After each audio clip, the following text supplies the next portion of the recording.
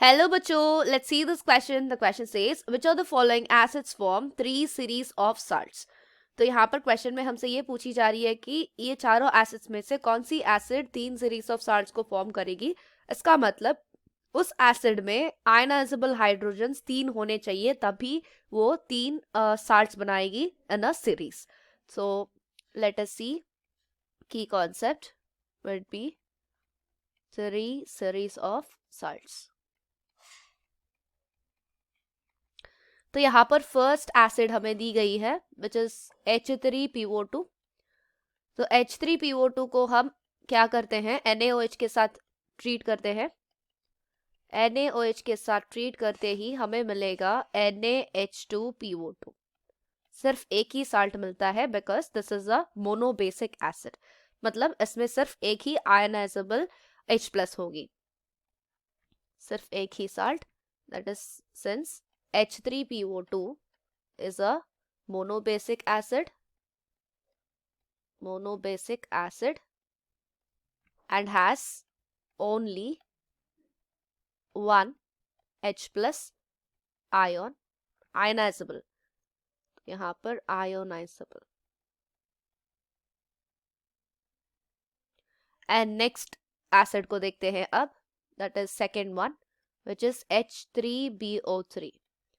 This H3BO3 ये एक protonated acid की तरह वर्क नहीं करेगी, but this one acts as a Lewis acid. ये एक वीक मोनोबेसिक एसिड है. ये क्या करेगी, एक लोन पेयर ऑफ इलेक्ट्रॉन्स को एक्सेप्ट करेगी पानी से.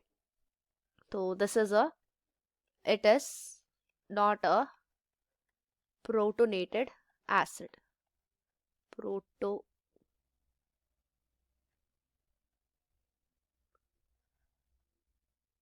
It is not a protonated acid and but acts as a Lewis acid. तो ये एक वीक मोनोबेसिक एसिड भी होती है, वीक मोनोबेसिक एसिड, और it is a weak monobasic acid. तो नेक्स्ट वाली दैट इज H3PO4. जब H3PO4 को हम NaOH के साथ ट्रीट करते हैं तो हमें मिलेगा NaH2PO4 along with water molecule. तो ये रही हमारी फर्स्ट सॉल्ट. अब हम ये फर्स्ट सॉल्ट को दैट इज NaH2PO4 को फिर से NaOH के साथ ट्रीट करते हैं. करते ही हमें मिलेगा Na2HPO4. इसके साथ साथ वाटर मॉलिक्यूल अगेन. ये रही हमारी सेकेंड सॉल्ट. अब इस सेकेंड सॉल्ट को Na2HPO4 को हम ट्रीट करते हैं फिर से NaOH के साथ. तो हमें फाइनली मिल जाएगा Na3PO4 along with water.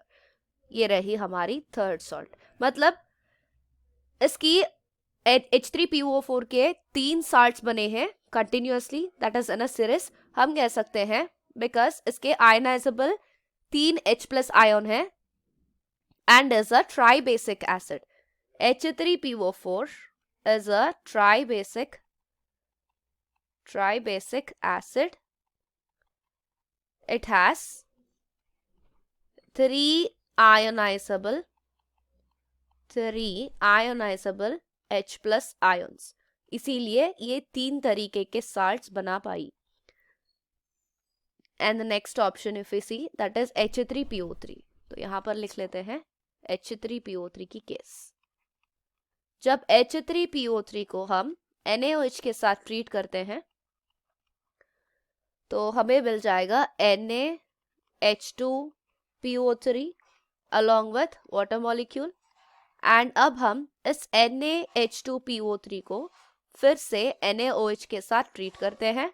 This forms Na2HPO3 along with water molecule. तो यहाँ पर ये फर्स्ट सॉल्ट और ये second salt.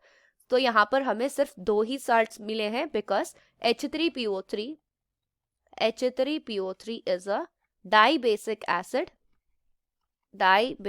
acid and it has two ionizable